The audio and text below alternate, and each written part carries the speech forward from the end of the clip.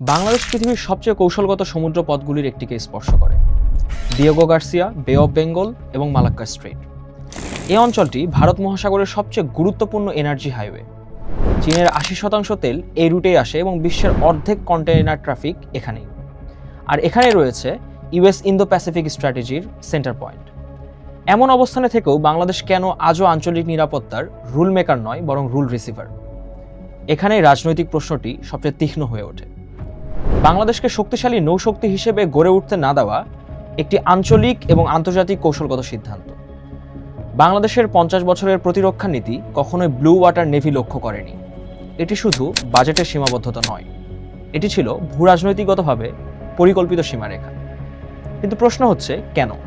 কারণ প্রথমত, ভারত মহাসাগরে ভারত যুক্তরাষ্ট্র সিকিউরিটি আর্কিটেকচার প্রতিষ্ঠিত।